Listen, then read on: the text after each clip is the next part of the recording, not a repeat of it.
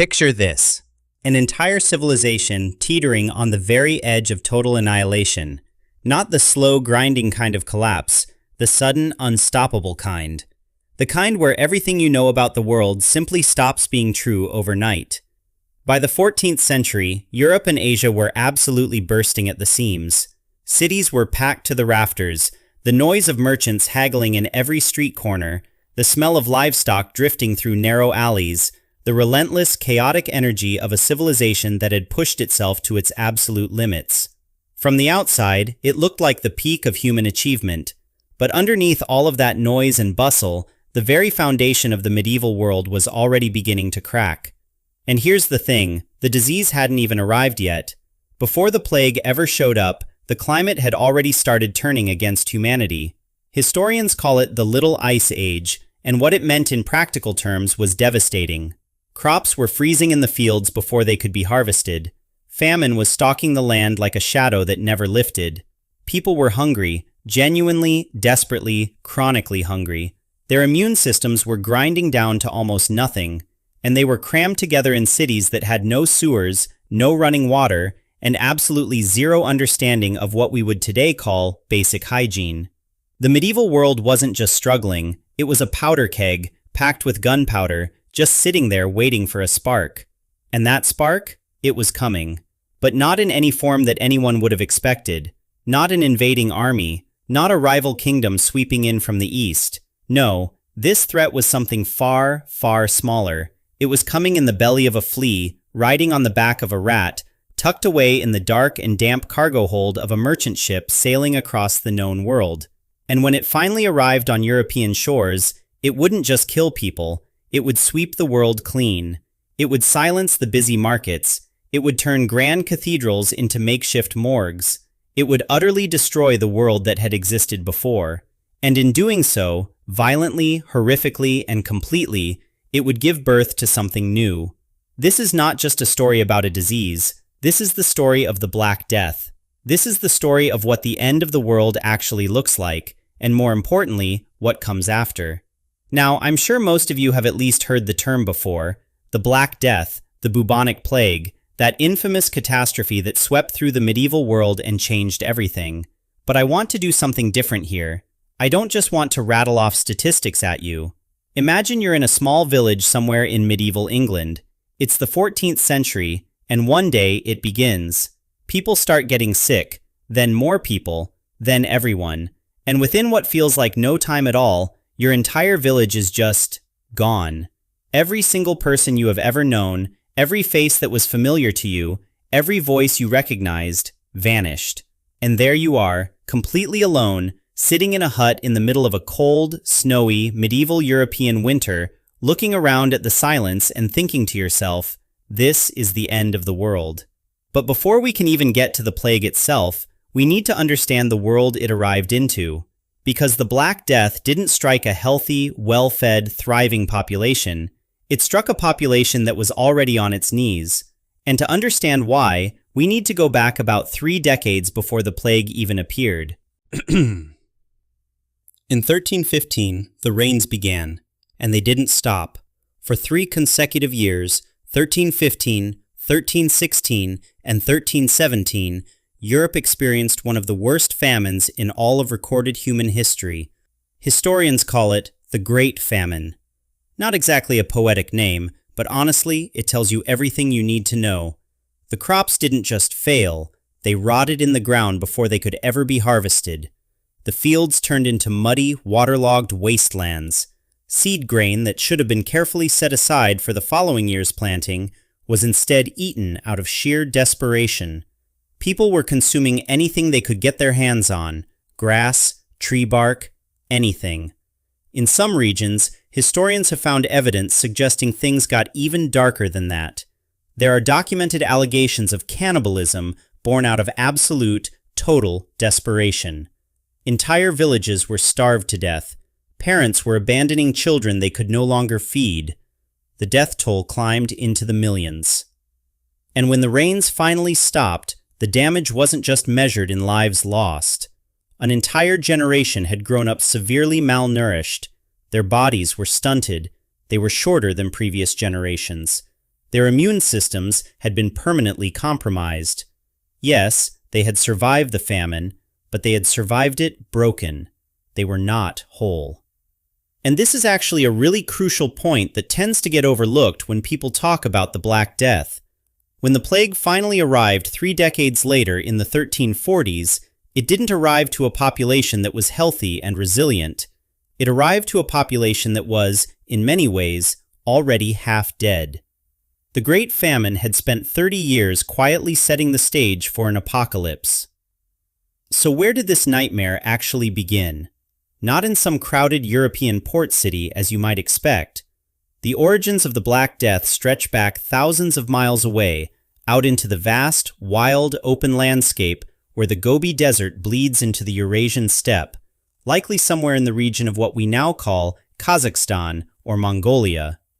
And living out there, for centuries, in complete obscurity, was a bacteria called Yersinia pestis.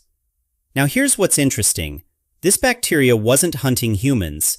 It wasn't even particularly dangerous in its natural environment.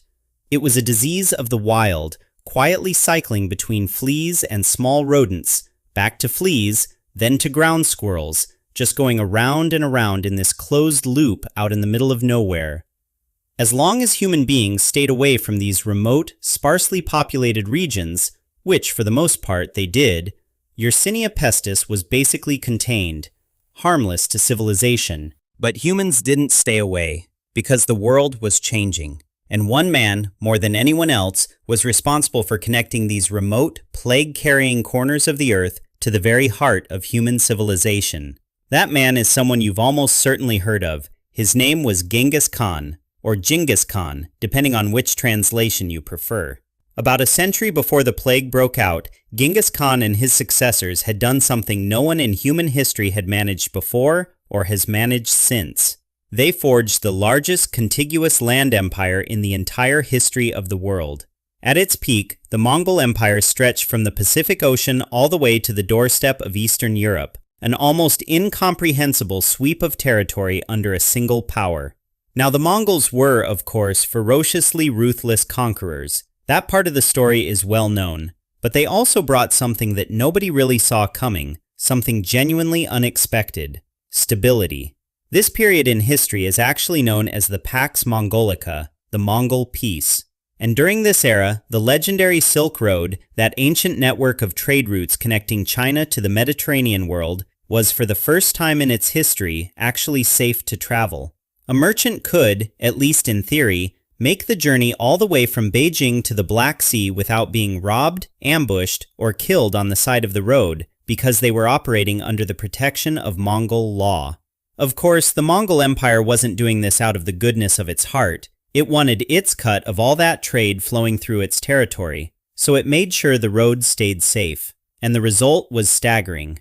This superhighway of commerce brought almost unimaginable wealth flowing across the known world. Caravans loaded with silk, spices, ceramics, and gold rolled westward in an almost continuous stream. The Silk Road had never been more alive, more prosperous, or more connected. But here's the thing about trade routes that tends to get forgotten. Historically, trade routes don't just carry goods, they carry everything. They function as biological corridors, highways for disease just as much as highways for commerce. And as merchants pushed deeper and deeper into the Central Asian steppe, searching for new markets, shorter routes, and better deals, they began disturbing the natural habitat of the very rodents that were carrying Yersinia pestis. The fleas jumped from wild marmots to the black rats that traveled alongside the merchant caravans, and the rest, as they say, is history. Dark, catastrophic, world-ending history. The rats weren't just passengers on those trade caravans. They were deeply embedded in the very system that made medieval commerce function. They nested in grain supplies, burrowed into cargo holds, and made themselves completely at home in the infrastructure that kept the Silk Road moving. And wherever the rats went, the plague went with them. It had essentially hitched a ride on the most powerful trade network the world had ever seen, and it was creeping westward, mile by mile, caravan by caravan, toward a European population that had absolutely no idea what was coming for them. By the 1340s, the plague had traveled the full length of the Silk Road and had arrived right at the doorstep of Europe. The place was Kafa, a major fortified city perched on the Crimean Peninsula along the northern shores of the Black Sea. Kafa was a genuine jewel of international trade. It was operated by Italian merchants from the city of Genoa, and those Genoese traders were the undisputed masters of Mediterranean commerce. Kafa was their vital lifeline to the luxury goods of the East, spices, silks, precious stones, all flowing through that one crucial port. But here's the thing, Kafa existed on Mongol territory, and its very survival depended entirely on the goodwill of the Golden Horde, the powerful Mongol rulers who controlled the entire surrounding region. And by the 1340s, that goodwill was running dangerously thin. The spark that lit the fuse was almost absurdly mundane, a street fight. In the nearby town of Tana, a brawl broke out between Italian merchants and local Muslim traders. What started as a scuffle quickly spiraled into a full-blown riot. The Italians ran for their lives and took shelter behind the thick walls of Kafa, but the Mongol army followed close behind. Leading that army was their Khan, Janabeg, who saw this moment as a golden opportunity to drive the Italians out of Crimea once and for all. Janabeg laid siege to Kafa in 1345. His forces surrounded the city on all sides, cutting off food and supplies, trying to starve the Genoese into submission. The defenders inside braced for a long fight, trusting in their formidable walls to protect them. And under normal circumstances, those walls might have been enough. But then, something deeply strange started happening in the Mongol camp. Soldiers began falling sick, and not from Genoese swords or arrows. This was something else entirely. A mysterious, blistering illness that came on fast and killed within days. The plague had caught up with Janabeg's army. Panic rippled through the ranks. Janabeg watched helplessly as his forces began to disintegrate around him. He couldn't storm a fortified city with men who were too busy dying to fight. So according to the Italian notary Gabriele de Musi, who documented these events in remarkable detail, Janabeg came up with a desperate plan, one that history would record as among the earliest known acts of biological warfare. Now, it's worth pausing here to acknowledge that this story has been debated and contested by historians for a long time. Whether it unfolded exactly as described is genuinely uncertain, but the account has persisted for centuries, and here's what it claims happened. Janabeg ordered his men to collect the corpses of plague victims, bodies that were swollen, bloated, oozing, and horrifyingly infectious. They loaded those bodies into trebuchets and catapults, and then they launched them over the walls of Kafa. Inside the city, the Genoese defenders watched in absolute horror as human bodies came raining down from the sky. The corpses exploded on impact, spraying blood and infectious fluid across the streets. The smell alone must have been utterly unbearable. The defenders desperately tried to haul the bodies to the sea and dump them, but there were simply too many coming over the walls too fast. Now, and this is an important caveat, Gabriele de Musi was not actually present at the siege of Kafa. His account, as vivid and famous as it is second-hand. Several modern historians have raised serious questions about whether those catapulted corpses were truly the source of the outbreak inside the city. The plague may well have already been spreading through other means, perhaps through infected grain shipments or through the rats that had infested them. The honest answer is that we may never know with certainty exactly how the plague broke through Kafa's defenses. But what we do know is that the Genoese quickly realized their city was doomed. They scrambled to their ships in a desperate panic, hauled up their sails, and fled out into the Black Sea. They believed they were escaping the nightmare. They believed they were leaving death behind them. They were catastrophically wrong. They weren't escaping the plague at all. They were carrying it with them, in their bodies, in their cargo, in the rats nestled in the hulls of their ships. As those Genoese vessels sailed westward toward Italy, the sailors had no understanding whatsoever of what was unfolding inside their own bodies or in the dark holds beneath their feet. They had no concept of germ theory. They had no microscopes. They believed disease was caused by miasma, what was sometimes called bad air, or by divine punishment, God's wrath raining down on a sinful humanity. The actual enemy was completely invisible to them. And that enemy was the bacterium known as Yersinia pestis, a microorganism that is, in a deeply unsettling way, a masterpiece of evolutionary efficiency, perfectly shaped by nature to spread rapidly and without mercy. But Yersinia pestis needs a vehicle to move from host to host, and that vehicle was a deadly partnership between two creatures that were absolutely everywhere in the medieval world, the black rat and the flea. The black rat was essentially inescapable in medieval Europe. It lived in the rafters of houses, in the grain stores of ships, in the walls of pantries and warehouses. Anywhere that human beings stored food, you were going to find black rats. And clinging to the fur of those rats were fleas, the actual delivery mechanism for the plague. Here's how the whole horrifying system worked. When a flea bites an infected rat, it draws up blood, and along with that blood, it sucks in the Yersinia pestis bacteria. Inside the flea's gut, the bacteria begins multiplying at a frantic pace, forming a dense, solid mass that eventually blocks the flea's throat completely. Now the flea is starving. No matter how many times it bites, no blood can pass through the blockage in its stomach.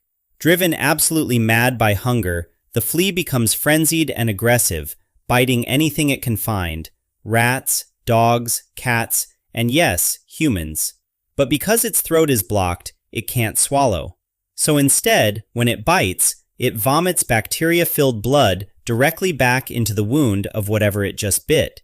Yes, it is exactly as revolting as it sounds, but it's happening on a scale so tiny that you'd never even notice, just a little flea going berserk, and you think nothing of it.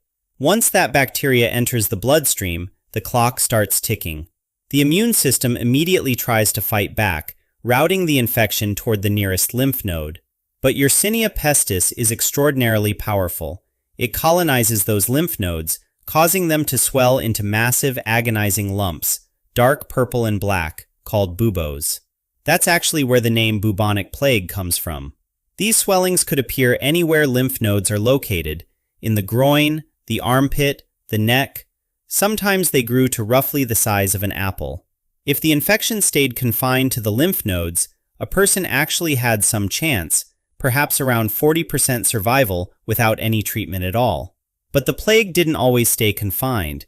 It had other forms, and they were considerably more terrifying. If the bacteria reached the lungs, it became what's known as pneumonic plague, and that was essentially a death sentence. Victims would cough up bloody, mucus-filled fluid, spraying the bacteria directly into the surrounding air. Anyone who breathed that air could become infected. This form of the plague was almost 100% fatal and killed with shocking speed, within 24 to 48 hours. And then there was perhaps the most terrifying form of all, septicemic plague. This happened when the bacteria multiplied directly in the bloodstream, overwhelming the body's defenses entirely. The toxins released caused the skin to turn black as the tissue literally died. And it killed so fast, sometimes within 12 to 14 hours, that people would go to bed feeling completely healthy and simply never wake up. Now here's what makes the 14th century outbreak so extraordinarily significant from a scientific standpoint. In recent years, researchers have been able to extract actual deoxyribonucleic acid from the mass graves of plague victims, the so-called plague pits found in London, Florence, and other cities across Europe, where bodies were stacked in the thousands. Using cutting-edge modern genetic sequencing technology, scientists have analyzed ancient Yersinia pestis bacteria preserved in the teeth of those victims after centuries in the ground.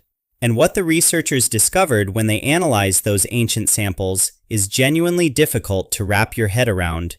The 14th century strain of the plague bacterium is the direct ancestor of virtually every plague strain circulating anywhere in the world today. Let that sink in for a second. This wasn't just another terrible outbreak in a long line of terrible outbreaks. This was an evolutionary event, a single, hyper-virulent strain that emerged in the 1340s and permanently, irreversibly reshaped the entire genetic landscape of the disease. The Black Death wasn't simply history's deadliest pandemic, it was the origin point, the ground zero for every plague epidemic that came after it, every single one. So let's talk about how it actually arrived in the West. In October of 1347, 12 Genoese trading galleys pulled into the harbor of Messina in Sicily. This was the moment, the precise, datable moment, that the Black Death officially set foot in Western Europe. When the port authorities rowed out to board the ships, what they found can only be described as a floating nightmare. Most of the sailors were already dead. The few who were still alive were in horrific shape, covered in enormous swollen boils oozing pus and blood, racked by coughing fits, radiating a stench so overwhelming it preceded them.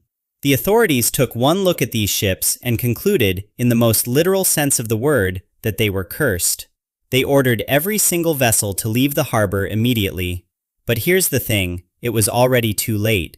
The ropes had already been tied to the dock, the gangplanks had already been lowered, and even though not a single human being stepped off those ships, the rats carrying their cargo of infected fleas, had already scurried down the mooring lines and disappeared into the streets of Messina. The infection exploded. People began dying in their homes within days. Panic tore through the island. The people of Messina did exactly what you'd expect terrified people to do. They ran. They fled to the surrounding countryside. But they carried the disease with them, and everywhere they went, it followed. Every village they passed through, every road they traveled, became a new front in the plague's advance. The disease moved at a speed that was, by medieval standards, almost supernatural, advancing geographically at roughly 2 miles every single day. It was a wave of death that nobody could outrun, no matter how fast they moved. By January of 1348, the plague had reached Venice. Now, Venice at this point was the trading capital of the entire Mediterranean world, a city built on water and commerce, with ships constantly arriving from every corner of the known world. That constant flow of trade was its lifeblood, but it was also its greatest vulnerability. Whatever diseases those ships were carrying, Venice was exposed to all of them. But the Venetians were smart, and they were organized. They quickly figured out that the ships were the source of the sickness. They didn't understand the rats. They didn't understand the fleas. Germ theory was still centuries away, but they knew, empirically from observation, that the ships were dangerous. So the city council took extraordinary action. They declared that any ship arriving from an infected port had to drop anchor at an isolated island out in the lagoon and wait there before anyone could come ashore. Initially, that waiting period was 30 days, a period called a Trentino. But here's a correction to a misconception that comes up constantly. Venice was not actually the first city to implement a formal quarantine. That distinction belongs to Ragusa, the city we know today as Dubrovnik in Croatia, which established the first documented formal quarantine back in 1377. Venice adopted the practice, refined it, and eventually extended the waiting period from 30 days to 40 days. That 40-day period was called a quarantino, and yes, that's exactly where we get the modern English word quarantine. The 40-day window wasn't arbitrary, by the way. It turned out to be remarkably well calibrated. Modern epidemiological estimates suggest that bubonic plague had a roughly 37-day window from initial infection to death, which means a 40-day quarantine would, in theory, catch every infected individual before they could spread the disease further. It was, by the standards of the 14th century, a brilliant public health innovation, arguably one of the first true public health measures in recorded history. And it should have worked. It really should have. But the quarantine had one catastrophic blind spot: the rats. While the humans obediently stayed on their anchored ships out in the lagoon, the rats simply slipped over the side, swam through the canals, and climbed up onto the damp stone foundations of the Venetian palaces. And Venice, the queen of the Adriatic, one of the richest and most powerful cities in Europe, was brought to its knees. As 1348 progressed, the plague rolled inland, cutting through the great cultural centers of the Italian peninsula. Florence, the city of the Medici, of extraordinary art, of banking dynasties and intellectual ambition, became the epicenter of the horror. And we actually have a remarkably vivid picture of what happened there because a writer named Giovanni Boccaccio survived it and wrote it all down. Boccaccio is famous for a book called The Decameron, a collection of stories framed around a group of young Florentine nobles who flee the city to escape the plague and pass the time telling each other tales. But before the stories begin, Boccaccio wrote a preface, a first-hand account of what he personally witnessed in Florence during the outbreak, and it remains one of the most chilling eyewitness testimonies in the entire historical record. What Boccaccio described was a complete and total collapse of human decency. The fear was so intense, so all-consuming, that every social bond just disintegrated. He writes, and this is a direct quote, that brother abandoned brother, and what is more, and nearly incredible, fathers and mothers refused to see and tend their children as if they had not been theirs. It's heartbreaking to read even now, centuries later. People died so fast that normal funerals became impossible. The church bells, which would traditionally toll for every death, fell silent, because if anyone had tried to keep up, those bells would never have stopped ringing. Trenches were dug in the graveyards, and Boccaccio described bodies being stacked in layers, like merchandise in the hold of a ship, with only a thin layer of dirt separating each row of the dead. Florence became a city of ghosts. The economy simply stopped. Law and order evaporated. Those who could afford to flee fled. Those who couldn't just waited. The plague kept moving north, crossing the Alps and descending into France. It struck Marseille, then Lyon, then finally Paris. In Paris, the medieval city's famously crowded streets and open sewers created a near-perfect breeding environment for the rats. The King of France fled his own capital. Some doctors stayed, at least those who didn't succumb to the very understandable temptation to run. But here's something that gets consistently overlooked in Western accounts of the Black Death. Europe was not the only world shattered by this catastrophe. The Islamic world suffered just as catastrophically. Cairo, at the time one of the largest and most magnificent cities anywhere in the Mediterranean basin, was brought to its knees. The Mamluk Sultanate, which governed Egypt and Syria, watched helplessly as the plague tore through its territories. The great traveler Ibn Battuta, a man who had journeyed across 3 continents and seen wonders most people of his era couldn't have imagined, witnessed the devastation firsthand in Damascus. His accounts are every bit as haunting as Boccaccio's. Markets falling completely silent, mosques emptying out, entire neighborhoods becoming ghost towns almost overnight. The great centers of Islamic learning, Baghdad, Damascus, Alexandria, lost entire generations. Scholars, scientists, physicians, artists, craftsmen, storytellers, gone. The plague didn't just devastate Europe, it shattered the Islamic Golden Age. It erased centuries of accumulated knowledge, of scientific inquiry, of cultural memory. And when you stop to think about what that actually means, not just in the abstract, but concretely, it's almost impossible to process. Every person you've ever met carries things that exist only in their head. Stories, skills, observations, ideas for books they haven't written yet. Now multiply that by tens of millions of people across multiple continents, and think about what vanished from the human record in the span of just a few years. The English Channel had, up to this point, served as a reasonably effective barrier. Roughly 20 miles of open water separating England from mainland Europe. Not much in geographic terms, but enough to slow the plague's advance. Of course, it was only ever going to be a delay. By the summer of 1348, a ship out of Gascony in France docked at the port of Weymouth on the southern coast of England.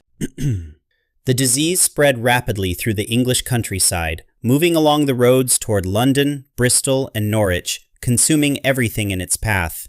And of course, plagues are the great equalizer. They don't discriminate. They don't care whether you're royalty or a peasant, a lord, or the humblest serf scratching out a living in some muddy field. History proved this in one of the most heartbreaking stories to come out of the entire Black Death, the story of Princess Joan, the favorite daughter of King Edward III. Joan was young, she was beautiful, and she was betrothed to Prince Peter of Castile in Spain. This was supposed to be the wedding of the century, a grand political alliance between 2 of Europe's most powerful kingdoms, The kind of diplomatic event that people planned for years, that poets would write about, that would cement friendships between nations for generations. Joan set off with a massive royal entourage, loaded down with dowry treasures, making her way through France on the long journey south toward Spain. But as her party passed through Bordeaux, everything fell apart. The plague struck. Her advisors urged her to flee immediately, to get out of the city, to keep moving. But at that point, it was already too late. Princess Joan contracted the disease and died in a foreign land, never reaching the altar, never meeting the man she was supposed to marry, never fulfilling the grand destiny that had been mapped out for her since childhood. When the news reached England, King Edward III was utterly devastated. He wrote a letter in response, this rare, raw, almost shockingly vulnerable moment from a medieval king who was used to projecting power and authority at all times. And the death of the princess sent a shockwave through the entire kingdom. Think about what that meant psychologically to ordinary people. If the king himself, with all of his wealth, all of his status, all of his power, could not protect his own beloved daughter from this thing, then what hope did anyone else have? What hope did the ordinary person living in a tiny village in England have? None. Absolutely none. The death toll across England was beyond catastrophic. Modern estimates suggest that approximately 50% of the population died. Half the country gone. Entire villages were simply wiped off the map. Houses stood empty, furniture still inside, fires long cold. With no one left to maintain them, those homes would eventually just rot, slowly collapse, and get swallowed back up by the forest and the encroaching fields. The landscape of England was being physically rewritten by death. To the north, the Scots watched England suffering with a kind of morbid satisfaction. The two kingdoms had been bitter enemies for decades, and the Scots interpreted the plague as God delivering a divine punishment on their behalf, revenge against their neighbors for years of conflict. They saw an opportunity, and in 1349, a Scottish army gathered in the forest of Selkirk, making plans to invade northern England while it was weakened and reeling from disease. Strike while the enemy is down. It made strategic sense, at least on paper, but it turned out to be a fatal act of hubris, a catastrophic miscalculation. The soldiers were camping in close quarters, crowded together in the forest with poor sanitation and no understanding of how this invisible killer actually spread, and the plague crossed into their ranks. The so-called revenging hand of God that the Scots had believed was working in their favor, that divine force of vengeance they thought was pointed squarely at England, suddenly turned against them. The army was decimated before they could even begin the invasion. The survivors panicked and fled back into Scotland, carrying the disease with them deep into the Highlands. So the invasion failed to conquer England, but it succeeded brilliantly at conquering Scotland, for the plague. Now imagine for a moment what it was like to be a doctor in 1348. You've spent years, maybe decades, studying the ancient texts. You know Galen, you know Hippocrates. You've absorbed everything that medieval medical education had to offer. You understand the theory of the four humors, the foundational belief that human health depends on maintaining a delicate balance between blood, phlegm, yellow bile, and black bile. You've treated patients, you've built a reputation, you consider yourself a man of learning and science in a world that badly needed it. And then this arrives. And nothing, absolutely nothing, in all of those years of study has prepared you for what you're about to witness. Medieval medicine was completely powerless against this new adversary. Doctors tried everything they could think of. They put on the now iconic plague masks, those eerie, beaked masks that you've almost certainly seen in paintings and illustrations, the ones that look like something out of a nightmare. The beak was actually filled with herbs and aromatic compounds because physicians believed that the disease spread through bad air, what they called miasma, and that the herbs would filter out the poisonous vapors before they could be inhaled. They tried bloodletting to rebalance the humors. They tried applying poultices and strange concoctions to the swollen lymph nodes, the buboes that gave the bubonic plague its name. They tried prayers and fasting and burning aromatic woods to cleanse the air around their patients. None of it worked. Not even close. Because none of it could work. The entire framework they were operating within, The theoretical foundation that every educated physician in Europe relied on had no mechanism to account for what was actually happening. They had no concept of bacteria, no concept of infection in the modern sense, no understanding that fleas on rats were the delivery system for something microscopic and merciless. They were brilliant men, many of them, working as hard as they could within the only system of knowledge available to them, and that system was simply not equipped for this moment. What made it even more terrifying was the speed.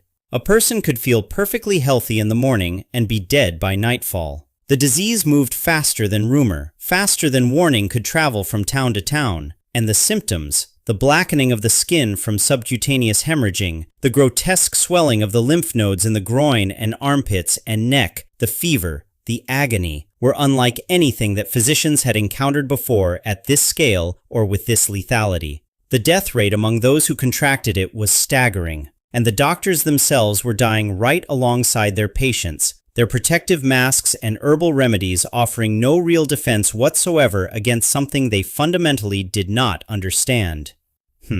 Now, one of the most recognizable images of the Black Death era is the plague doctor, that terrifying figure in a long leather coat and that beaked mask. The beak wasn't just for show, it was packed with aromatic herbs, camphor, dried flowers, spices. The idea was that these herbs would literally filter out the bad air they believed was causing the disease. That was the medical logic of the day. Bad air in, sickness out. The masks themselves didn't do much in that regard. But here's the twist. The thick, heavy leather clothing may have actually accidentally protected some of those doctors from flea bites.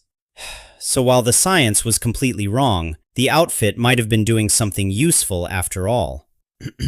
As for actual treatment, doctors were trying everything they could think of. They tried lancing the buboes, those enormous, agonizing, swollen growths that erupted on the bodies of the infected. They drained them, believing the fluid inside was essentially a poison caused by an imbalance of the body's humors. They tried bloodletting, which, as was so often the case throughout medical history, just made everything worse by further weakening people who were already dying. And then there were the truly bizarre remedies. Drinking potions made from crushed emeralds, bathing in human urine, sitting between two enormous fires. None of it worked. The plague didn't care about emeralds. But amid all this chaos and desperation, one name stands out. A man named Guy de Chauliac, the personal physician to Pope Clement VI, who was based at the time in Avignon in southern France. This is worth noting because during this era, the papacy was not in Rome. The Pope was living and governing from Avignon, France, a detail that surprises a lot of people. While virtually every other physician in Europe was fleeing in absolute terror, Guy de Chauliac refused to leave his post. He stayed. And then the inevitable happened. Guy de Chauliac himself contracted the plague. He developed the buboes, those burning, agonizing growths, and the raging fever that came with them. By all expectations, he was going to die. But remarkably, incredibly, he survived. He lanced his own boils, he treated himself, and throughout the whole ordeal, he used his own suffering as a kind of scientific experiment, carefully documenting his symptoms and observations. Because of this, he became the first medical expert to clearly draw a distinction between the two main forms of plague. He noted that the coughing sickness, what we now call pneumonic plague, was extraordinarily contagious and almost always fatal. Meanwhile, the boil sickness, bubonic plague, while absolutely horrific, was not necessarily a guaranteed death sentence. That distinction, born out of his own personal experience with the disease, gave future generations the first real scientific framework for understanding how the plague actually worked. His courage in the face of almost certain death was honestly extraordinary. And of course, when the doctors failed, and they did fail, the people turned to God. But even the church wasn't immune to fear. Pope Clement VI himself was horrified. He locked himself inside his palace at Avignon, and his physicians, desperately trying to protect the leader of the Catholic Church, ordered 2 massive fires to be built inside his chambers. The Pope sat between these 2 fires, day and night, even through the sweltering heat of summer. You have to imagine how unbearable that must have been. But here's the remarkable thing. It actually kind of worked. The intense heat and the smoke likely drove away the fleas and rats that were carrying the disease, and the Pope survived, sitting in his fire-flanked chamber while thousands of people were dying just outside his walls. For the common people, of course, there were no fires, no palaces, no hygiene, and certainly no understanding of what was actually happening or why. What there was, in abundance, was terror, and terror drove people to madness. A movement known as the Flagellants swept across Europe, groups of men and women who wandered from town to town, publicly whipping themselves with leather cords tipped with metal spikes. They genuinely believed that by punishing their own flesh, they could appease God's anger and bring the plague to an end. They were a walking spectacle of blood and religious hysteria. But here's the cruel irony. The Flagellants almost certainly made things worse. By constantly traveling between infected towns, beating themselves bloody, they were carrying the disease with them from place to place and actively helping it spread. Their devotion, as extreme and sincere as it was, may have accelerated the very catastrophe they were trying to stop. And then came something even darker. When people are terrified, when the world seems to be ending and no one can explain why, humans look for someone to blame. And in one of history's most horrifying and tragic turns, the people of medieval Europe turned on the Jewish population. Rumors spread, completely false, utterly fabricated, that Jews were poisoning the wells to kill Christians. Of course, this was not true in any way. Jewish communities were dying from the plague just as everyone else was dying. They were victims, not perpetrators. But the mobs didn't care about evidence. Fear had consumed reason entirely. The massacres that followed were horrific. In Strasbourg, the entire Jewish community, approximately 2,000 people, was rounded up and burned alive, and this happened before the plague had even reached the city. In Basel, Jews were herded into wooden buildings and set on fire. In Mainz, the Jewish community, realizing what was coming, reportedly set fire to their own homes rather than face being burned alive by the mob. Across Germany, France, and Spain, hundreds of Jewish communities were destroyed. Thousands upon thousands of people were massacred. And to his credit, Pope Clement VI actually tried to stop it. He issued 2 papal bulls, official decrees carrying the full authority of the papacy, declaring the Jews innocent. He pointed out the obvious, almost embarrassingly straightforward logic. The plague was killing everyone indiscriminately, Jews and Christians alike. If Jews were poisoning the wells, why were they dying too? It was a completely rational argument, but as has happened so many times throughout history, fear proved stronger than reason, stronger even than papal authority. The massacres continued.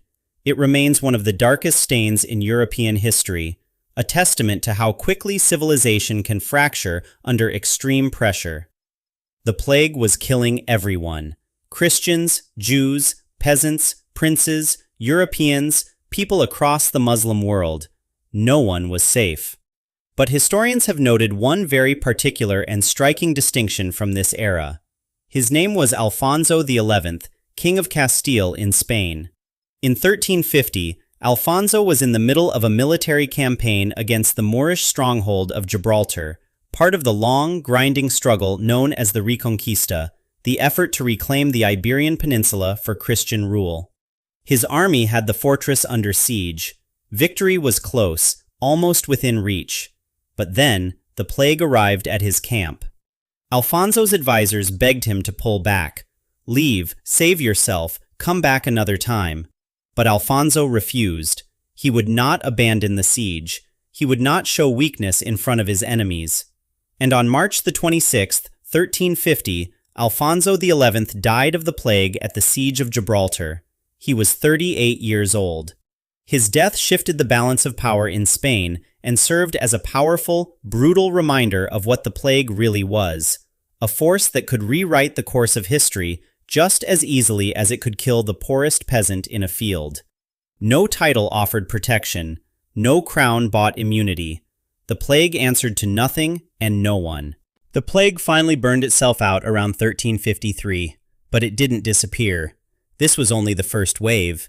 It would return again and again over the following centuries, striking in devastating waves that kept reshaping European society for generations.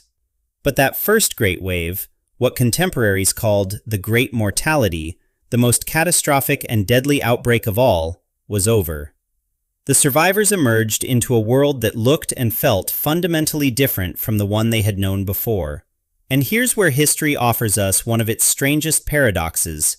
For the people who survived, life, in many ways, actually got better. Before the plague, Europe was significantly overpopulated. Labor was cheap because workers were everywhere. Peasants were treated as essentially disposable, bound to the land under a system called serfdom, with no rights, no leverage, and no real hope of ever improving their circumstances. They had nothing to bargain with because there were simply too many of them. After the plague swept through and the dying finally slowed, Europe found itself facing a crisis it had never encountered before. Not a crisis of too many people, but of too few. Fields stood unharvested, stretching out in silence because there simply weren't enough hands left to bring in the crops. Buildings sat half-finished, scaffolding rotting in the rain, because the craftsmen who were supposed to complete them were gone. Lords and landowners who had spent generations treating peasants like property were suddenly in a completely unfamiliar position. They were desperate, and for what may have been the very first time in the history of European civilization, they had to compete for labor. And here's the thing that makes this so remarkable. For the first time in history, the peasants actually had leverage. Real leverage, the kind that no amount of noble birth or feudal tradition could take away from them, because leverage comes from scarcity, and suddenly, workers were scarce. So what happened? Workers demanded higher wages, and they got them. They demanded better food, better housing, better treatment from the people who employed them, and they got those too. They refused to be tied to the land the way their parents and grandparents had been. If one lord wasn't paying fairly, they simply packed up and walked to the next town, where someone else would. The rigid, centuries-old structure of feudalism, the system that had locked Europe in place like a cage for generation after generation, started to crack. And then it started to collapse. The Black Death, this devastating catastrophe, did more to liberate the common poor than perhaps any revolution that had come before it. But maybe the most profound change wasn't economic at all. Maybe the most profound change was psychological. Because the plague didn't just kill people, it killed the medieval world, the entire way Europeans understood themselves, their place in society, and their relationship with God and death. Europeans became obsessed with death in a way they had never been before. And out of that obsession, a striking new artistic genre was born. It was called the Danse Macabre, the Dance of Death. Painters and woodcut artists and muralists across Europe started producing image after image of the same haunting scene. Skeletal figures hand in hand with people from every single walk of life. Kings and bishops, peasants and merchants, young women in the prime of their lives, old men who had lived long enough to know better, all of them being led, inevitably, inescapably, toward the grave. And the message couldn't have been clearer. Death is coming for you. It comes for everyone. It doesn't matter how much money you have. It doesn't matter what title you carry, or what throne you sit on, or what cathedral bears your name. You are going to die.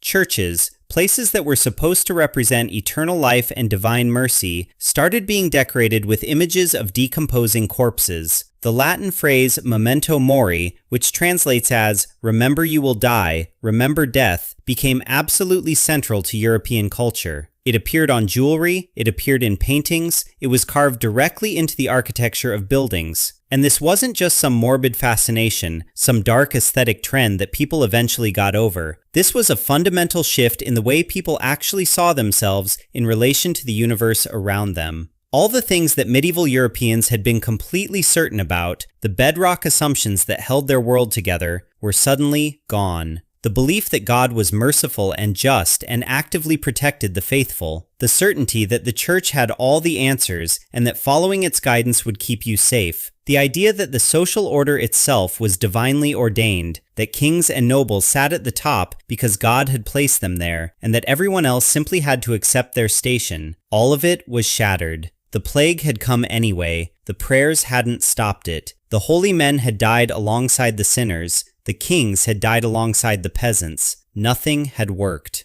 And out of that shattering, something new was born. A culture that was darker, yes, but also more questioning. A culture that demanded evidence. A culture that looked at authority, whether it came from the church or from ancient texts or from royal bloodlines, and said, "Prove it." That culture, born directly from the trauma and the terror of the Black Death, would eventually give rise to the Renaissance. It would give rise to the Reformation. It would give rise, ultimately, to the scientific revolution. All of that, the flowering of human thought and inquiry that shaped the modern world, traces a direct line back to this one catastrophic event. So let's sit with that for a moment, because the scale of what we're talking about is almost impossible to hold in your mind. The Black Death was a catastrophe of truly unimaginable proportions, a cosmic tragedy that consumed somewhere between 75 and 200 million lives across Europe, Asia, and North Africa. At its absolute peak, it killed half the population of entire regions. Half. Cities that had been bustling, thriving centers of trade and culture were emptied out. Entire civilizations fell silent. The world that had existed before simply stopped. And yet, out of that silence, something began to stir. The labor shortage forced people to innovate. It pushed them to develop new farming methods, new technologies, new ways of doing more with fewer hands. The failure of the church to stop the plague forced people to start questioning religious authority in ways that would have been unthinkable a generation earlier. The failure of the ancient medical texts, the writings that physicians had relied on for centuries, inherited from the Greeks, to provide any real defense against the disease, forced those same physicians to do something radical. They started looking at what was actually happening in front of them, making observations, seeking new answers based on evidence rather than on the authority of old books. The cracks that the plague carved into medieval society let a new kind of light come through. The questioning, the innovation, the restructuring of power, the slow, painful redistribution of dignity to people who had never been allowed to claim it before. All of those things planted seeds that eventually grew into the world that we're living in right now. Humanity came out of that nightmare different, scarred in ways that took generations to even begin to understand, but resilient, stubbornly, remarkably, almost inexplicably resilient. The old world was gone, truly, completely gone, but a new one was just beginning to rise from the ashes. And when you really sit with that, when you hold the full weight of it, it becomes one of those deeply strange, almost cosmic things about history that's hard to fully process. Because here you have what is objectively the most devastating biological disaster in recorded human history. Something so brutal and so total that imagining it on a personal level is almost unbearable. Think about it. One day you're living your life in your town, your family is there, your neighbors are there, everything is familiar and ordinary. And then the next day, it begins. Disease moves through like a wave, and everyone you know starts dying. You can't even care for your own children. Some people simply abandon them, not out of cruelty, but out of sheer inability to help, because touching them might mean dying beside them. That is heartbreaking to even think about. And the darkest irony of all? It was coming from the rats that lived everywhere, in every city, in every grain store, in every ship's hold. Nobody knew, nobody understood what was happening or why. There's actually a story, probably apocryphal but worth telling, that some communities, desperate to find something to blame, turned on cats. They thought cats were somehow responsible and started killing them. But of course, cats had been keeping the rat population in check. Kill the cats, the rats multiply. More rats means more fleas means more plague. It's the kind of terrible, tragic irony that history seems to love, the cure making the disease worse, the solution deepening the problem, all while no one has any idea what's really going on. And the rats? The rats are absolutely everywhere. So you've got people dropping dead in the streets, plague doctors wandering through towns in those terrifying bird beak masks, and no matter which direction you turn, no matter which traveler stumbles into your village, the story is always the same. Bodies here, bodies there, death as far as the eye can see. It's inescapable. And then, of course, comes the scapegoating. Because when has a catastrophe in human history ever passed without someone pointing the finger at a minority group? The Jewish population gets blamed. Again. And look, it's awful. It is genuinely one of the ugliest and most persistent patterns in all of human behavior. When things fall apart, when people are desperate and terrified and have absolutely no framework to explain what's happening to them, they turn on whoever is different, whoever is the outsider. And it is so deeply unfair, because of course the Jewish communities had nothing to do with it. Nothing. But that didn't matter. Fear doesn't care about facts. And then there's this other detail that just blows my mind every single time I think about it. The zombie fleas. These fleas had a blockage in their throats caused by the bacteria itself, which meant they literally could not satisfy their hunger no matter how many times they bit. They just kept biting, more and more aggressively, more and more desperately, spreading the infection over and over again with every single bite. It's like the disease engineered its own perfect delivery mechanism. A flea that cannot stop feeding, endlessly hungry, endlessly savage, unleashed on a population that was already broken, already starving, already physically depleted from years of famine and hardship before the plague even arrived. When you put it all together, it is almost incomprehensible. This wasn't a quick disaster that hit and moved on. This dragged on for years. And what that does to a society, to the collective psychology of an entire civilization, is staggering. The people who lived through the Black Death did not come out the other side the same. How could they? Their entire worldview shifted. Their relationship with death, with God, with authority, with each other, all of it was fundamentally altered.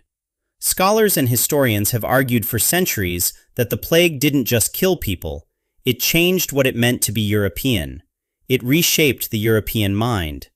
And honestly, when you look at everything that came after, the art, the religion, the politics, the social upheaval, it's hard to argue with that. The trauma was that deep. The wound was that wide. This is one of those moments in history where you just have to sit with the scale of it for a second. Somewhere between a third and half of an entire continent's population, gone. The infrastructure of medieval society, the church, the feudal system, the labor economy, cracked under the weight of it. And out of that cracking came something new, something different. A world that had no choice but to rebuild itself from the ground up, carrying the psychological scars of what it had just survived. And that's what makes the Black Death so much more than just a medical story. It's a human story. It's a story about how people behave when everything collapses around them. The courage, the cruelty, the confusion, the scapegoating, the spiritual crisis, all of it. Playing out across an entire continent over years and years, leaving almost no one untouched.